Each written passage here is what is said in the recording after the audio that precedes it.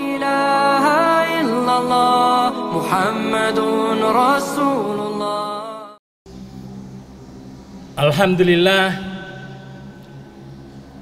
Alhamdulillazi an'ama alaina bi ni'matil iman wal islam. Asyhadu an la ilaha illallah wahdahu la syarikalah al-malikul alam. Wa asyhadu anna Muhammadan abduhu wa rasuluhu sallallahu alaihi wasallam sayyidul anam. Allahumma salli wa sallim wa barik ala Muhammad wa ala alihi wa sahbihi ajma'in, amma ba'. Ya ayyuhallazina amanu taqullaha haqqa tuqatih wa la tamutunna illa wa antum muslimun. Qala Allah ta'ala fil Qur'anil Karim, a'udzubillahi minasyaitonir rajim. Bismillahirrahmanirrahim. Wa hadza kitabun anzalnahu mubarakun fattabi'uhu wattaqu la'allakum turhamun. Shadaqallahul azim. Pertama-tama, marilah dari lubuk hati kita yang paling dalam kita panjatkan puji syukur kepada Allah Subhanahu wa taala, Tuhan yang telah menciptakan kita, Tuhan yang telah menghadirkan kita ke dunia ini, dan Tuhan tempat kembali kita nanti. Kita tidak akan kemana-mana, kita sedang berjalan menuju Allah, kita sedang berjalan menuju kematian kita. Harapan kita, permohonan kita kepada Allah, mudah-mudahan dalam perjalanan kita menuju Allah, dalam perjalanan kita menuju kematian kita, Allah tuntun kita tetap dalam ketaatan kepada Allah. Allah bimbing kita selalu berada di jalan agama yang lurus, sehingga kalau datang waktunya Allah anugerahkan kita kematian yang husnul khotimah, selama di dunia dan selama di akhirat. Amin ya rabbal alamin. Saudaraku hamba Allah yang insya Allah dirahmati Allah, pernah dalam satu riwayat diceritakan Imam Ahmad bin Hanbal bermimpi. Dalam mimpinya ini beliau bertemu dengan Allah. Sewaktu beliau bertemu dengan Allah, beliau bertanya kepada Allah, "Ya Allah, bagaimana caranya para al-mukarrabin?" Mukarrabin itu orang yang dekat dengan Allah. Bagaimana caranya orang-orang yang dekat dengan Engkau itu ya Allah mendekatkan dirinya? Apa jawab Allah? Mereka setiap hari berdialog denganku, membaca firman-firmanku, kalamullah. Imam Ahmad bin Hanbal bertanya lagi, "Ya Allah, apakah kami membaca Al-Quran harus tahu artinya baru dekat dengan Engkau ya Allah?" Apa jawab Tuhan? Engkau baca Al-Quran, engkau paham artinya engkau dekat denganku. Engkau baca Al-Quran, engkau tidak paham artinya engkau tetap dekat denganku. Luar biasa. Itu makanya kita baca Al-Quran walaupun tidak tahu artinya tetap dapat pahala. Satu riwayat lagi, Ibnu Mas'ud seorang sahabat yang sangat dekat dengan Rasulullah, sebab beliau hafal Al-Quran. Rasulullah sering minta tolong kepada beliau untuk membacakan Al-Quran, walaupun awalnya beliau keberatan. Kan turunnya lewat engkau ya Rasulullah, masa saya membacakannya? Aku senang dengan engkau baca Al-Quran. Ibnu Mas'ud sekali tempo datang sahabat menemuinya. "Ya Ibnu Mas'ud, engkau adalah sahabat Rasulullah, engkau dekat dengan Rasulullah. Beberapa hari ini aku tidak tenang, gelisah, resah, galau, khawatir. Tolong nasihati aku Ibnu Mas'ud. Gimana caranya supaya hatiku bisa tenang?" Lalu Ibnu Mas'ud memberikan nasihatnya. Salah satu nasihatnya adalah, engkau ambil wudu, engkau baca Al-Quran, engkau akan tenang. Karena kata Al-Quran sendiri, "Ala bizikrillahi tatma'innul qulub." Ketahuilah, dengan berzikir kepada Allah hatimu akan tenang. Dan zikir yang paling dahsyat itu baca Al-Quran. Dari kedua kisah itu kita jadi tahu bahwa Al-Quran sangat luar biasa. Ayat yang kami bacakan pada awal khutbah tadi, Al-An'am 155, itu juga menjelaskan betapa dahsyatnya Al-Quran. A'udzubillahi minasyaitonirrajim. Wa hadza kitabun anzalnahu mubarakun fattabi'uhu wattaqu la'allakum turhamun. Kitab ini diturunkan penuh dengan berkah, maka ikutilah dan bertakwalah, engkau akan mendapat rahmat dari Allah. Kalau kita perhatikan ada 3 hal penting di dalam ayat ini, bahwa Al-Quran itu penuh dengan berkah, bahwa Al-Quran itu membuat kita menjadi orang bertakwa, bahwa Al-Quran itu kita mendapat rahmat Allah, dan ketiga-tiganya penting. Makanya kita kalau ketemu dengan orang, Nabi menyarankan agar kita mendoakannya. Apa doa kita? Assalamualaikum warahmatullahi wabarakatuh. Selamat untuk engkau. Yang bisa menyelamatkan kita cuma takwa. wa rahmatullah, rahmat untukmu, wa barakatuh, dan berkah untukmu. 3 hal itu penting. Mari kita lihat berkah. Berkah itu sesuatu yang sangat luar biasa. Kata Imam Ghazali dalam kitabnya Ihya Ulumuddin, berkah itu adalah ziyadatul khair, bertambahnya kebaikan. Jadi ada sesuatu benda kemudian diberkahi Allah, maka kebaikannya bertambah. Umpamanya air putih itu fungsinya untuk menghilangkan haus. Tapi ada air putih yang tidak hanya sekedar menghilangkan haus, kata Nabi, tergantung doamu meminumnya. Kalau engkau meminumnya dengan doa agar mendapat sehat, maka itu akan menyehatkanmu. Kalau engkau meminumnya ingin kenyang, maka itu akan mengenyangkanmu. Air putih itu disebut dengan zam-zam. Kita sholat di masjid kampus ini beda dengan sholat di Masjid Nabawi dan Masjidil Haram. Kata Nabi, di Masjid Nabawi kita dapat pahala 10.000 kali lipat, di Masjid Haram 100.000 kali lipat. Kenapa? Kedua masjid itu penuh dengan berkah. Jadi berkahnya itu adalah bertambah-tambahnya kebaikan. Sekarang kita kalau sering baca Al-Quran, sering menghafal Al-Quran, sering mengamalkan Al-Quran, isi hati kita dengan Al-Quran, maka kita juga orang mendapat berkah. Orang-orang yang mendapat berkah itu umurnya itu entah panjang entah pendek, tapi mendekatkan dirinya dengan Allah. Pekerjaannya itu mendatangkan harta yang halal. Hartanya itu tidak hanya untuk habis dikonsumsi, tapi juga mendatangkan ketaatan kepada Allah. Anak-anaknya soleh dan soleha, keluarganya sakinah, mawaddah. Ini orang-orang yang diberkahi Allah karena dia sering bergaul dengan Al-Quran, dia ahlul Quran.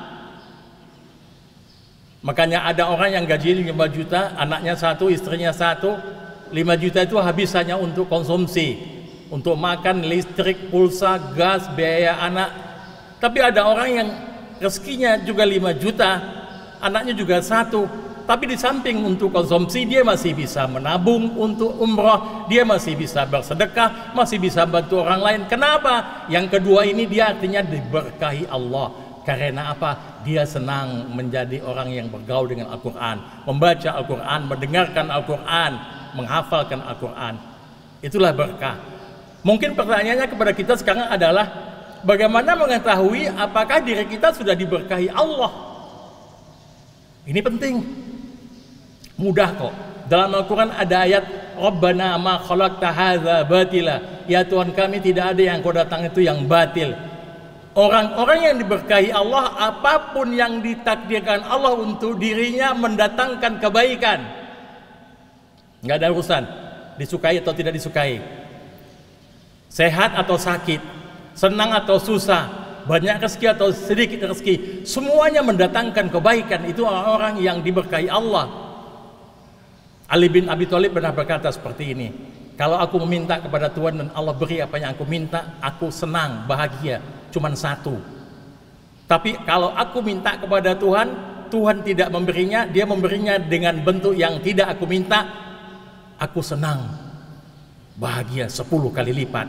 Artinya kalau Ali minta A, Allah beri A, Ali bahagianya cuma 1. Tapi kalau Ali minta A, Allah memberinya B atau C, Ali bahagianya 10 kali lipat. Kenapa? Kata sahabatnya, karena yang pertama pilihanku dan yang kedua pilihan Allah. Walaupun tidak yang aku minta, mungkin tidak aku sukai. Kita minta sehat, tahu-taunya kita diberi oleh Allah COVID umpamanya, nggak ada urusan. Kita minta sehat, kata Ali bin Abi Thalib, kita bahagia cuma sekali. Tapi kalau kita minta sehat tapi dikasih COVID, engkau bahagianya 10 kali. Karena itu pilihan Allah. Sewaktu pilihan Allah, di sana banyak sekali hal-hal yang mengandung ketaatan. Dengan sakit kita sabar, kita ridho, kita ikhlas, kita tawakal. Dengan sakit otak-otak, dosa-dosa kita rontok. Dengan sakit kita mudah mengucapkan kalimat thayyibah dan seterusnya.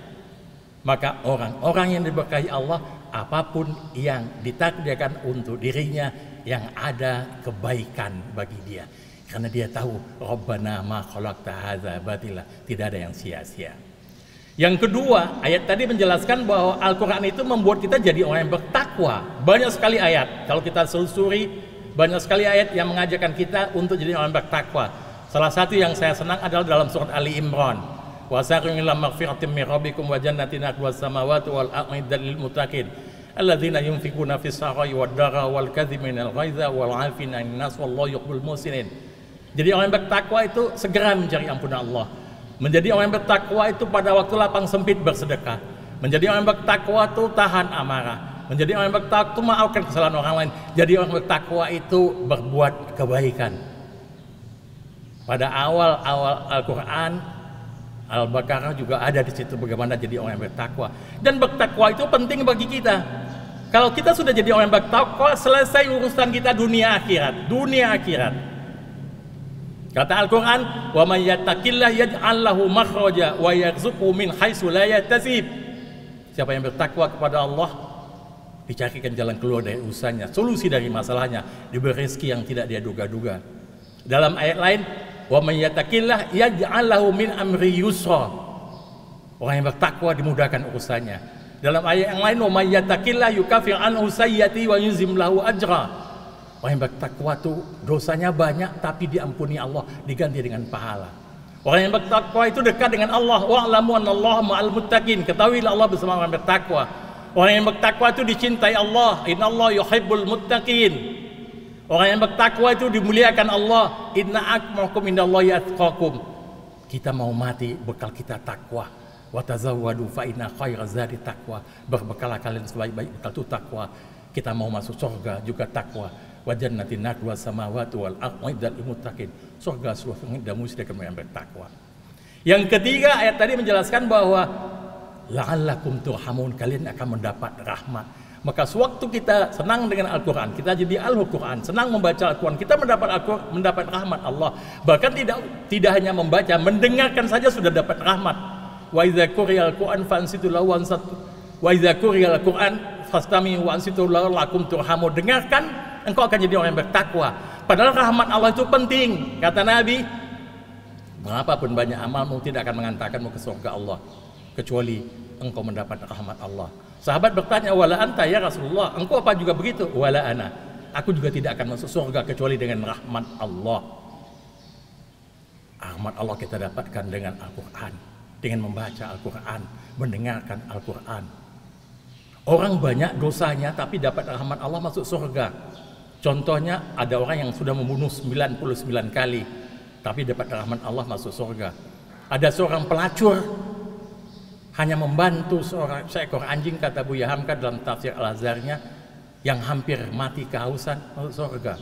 Pernah sekali tempo Allah berdialog dengan Musa alaihissalam. Ya Musa, ada hambaku yang dosanya banyak sekali, menumpuk-numpuk sampai sudah menyentuh langitku. Tapi semua dosanya itu aku abaikan, aku ampuni, bahkan aku rahmati, mendapat rahmatku sehingga dia bisa masuk surgaku. Musa bertanya, ya Allah, bagaimana caranya kok bisa? Dosanya sudah bertumpuk sampai menyentuh langitmu tapi akhirnya engkau rahmati. Apa amalannya yang kau sukai sehingga kau mendapat rahmat? Orang ini suka membantu orang miskin. Orang ini suka bergaul dengan orang miskin. Orang ini tidak pernah menghina orang miskin, senangnya menolong orang miskin. Maka kalau Musa ada di antara umatmu yang senang membantu orang miskin, senang bergaul dengan orang miskin, tidak pernah menghina orang miskin, maunya menolong orang miskin, walaupun dosanya menumpuk-numpuk sampai menyentuh langitku, aku abaikan, aku limpahkan rahmatku kepadanya. Karena kata Tuhan, inna rahmatallah qaribum minal muhsinin, rahmat Allah itu dekat dengan orang yang berbuat baik. Saya mengajak diri saya dan kita semuanya, mari kita jadi ahlul Quran. Kita senang baca Al-Quran, senang menghafal Al-Quran, senang mengamalkan Al-Quran. Sebetulnya masih banyak lagi kedahsyatan Al-Quran pada ayat yang lain. Wa nunazzilu minal Qur'an ma huwa shifaa. Al-Quran itu jadi obat. Sekarang apa yang sedang banyak di tengah-tengah kita? Covid itu obatnya Al-Quran. Ada penelitian, saturasi kita akan naik dengan membaca Al-Quran. Orang-orang di rumah sakit yang diperdengarkan Al-Quran, imunitasnya naik. Maka jadikan Al-Quran pegangan kita setiap hari, agar kita selamat di dunia dan selamat di akhirat. Fa'tabi'u ya ulul albab la'allakum turhamun.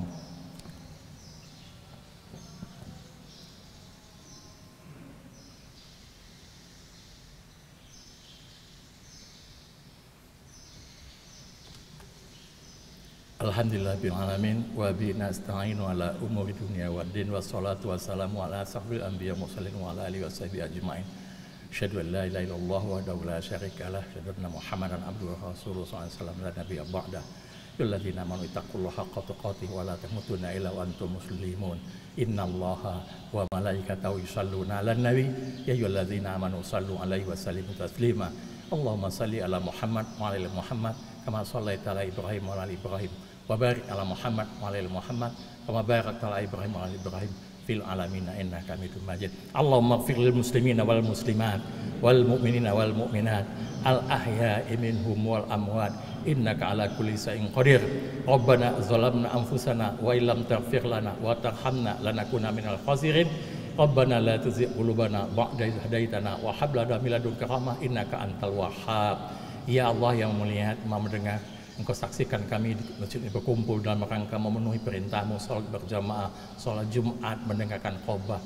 Mohon Engkau terima ibadah kami, agar kami selamat di dunia dan selamat di akhirat. Amin ya rabbal alamin. Allah, kami baru saja membicarakan tentang firman-Mu, Al-Quran, betapa dahsyatnya membawa berkah, menjadikan orang bertakwa dapat rahmat. Jadikan kami orang-orang yang senang bergaul dengan Al-Quran, membaca Al-Quran, menghafal Al-Quran, mengamalkan Al-Quran, agar kami selamat di dunia dan selamat di akhirat. Amin ya rabbal alamin. Ya Razak yang memberi rezeki, berikan pada kami rezeki yang halalan thayyiban, jauhkan dari rezeki yang haram, jauhkan dari yang subhat, agar kami selamat di dunia dan selamat di akhirat. Ya Ghafar yang Maha Pengampun, banyak dosa yang sudah kami lakukan ya Allah, tapi rahmat-Mu jauh lebih luas dari dosa kami. Maka tolong dengan rahmat-Mu ampuni semua dosa kami, baik dosa yang lama maupun yang baru, baik dosa sengaja maupun tidak sengaja, baik dosa yang nampak maupun tersembunyi, baik dosa kami sadari maupun tidak kami sadari, baik dosa kecil apalagi dosa besar. Ampuni semua dosa kami itu ya Allah. Ampuni juga dosa kedua orang tua kami, ampuni juga dosa kakek, nenek dan saudara kami. Ampuni dosa kaum muslimin muslimat, sehingga kami bisa selamat di dunia dan selamat di akhirat ya Allah ya rabbal alamin. Akhirnya ya Allah, kami mohon Engkau kabulkan doa kami ini. Jangan hanya doa para nabi saja yang Engkau kabulkan, jangan hanya doa para rasul saja yang Engkau kabulkan, jangan hanya doa orang-orang soleh saja yang Engkau kabulkan. Doa kami orang biasa, ibadah kami masih biasa, kadang-kadang masih tergelincir juga dengan dosa, tapi tolong kabulkan juga doa kami ya Allah. Karena kami ini juga hamba-Mu, kami tidak punya Tuhan selain Engkau. Iya karena berdua, iya karena nasta'in, hanya kepada Engkau kami menyembah dan hanya kepada Engkau kami minta tolong. Tolong kabulkan doa kami ya Allah. Rabbana innana sami'na munadiyan yunadi lil iman an aminu bi rabbikum fa amanna. Rabbana faghfir lana dzunubana wa kaffir 'anna sayyi'atina wa tawaffana ma'al abrar. Rabbana wa atina ma wa'adtana 'ala rusulika wa la tuzina yaumal qiyamah innaka la tukhliful mi'ad. Rabbana atina fid dunya hasanah wa fil akhirati hasanah wa qina adzabannar. Subhana rabbika rabbil izzati amma yasifun. Wassalamu ala mursalin walhamdulillahi rabbil alamin. Wa la zikrullahi akbar. La ilaha illallah Muhammadun Rasulullah.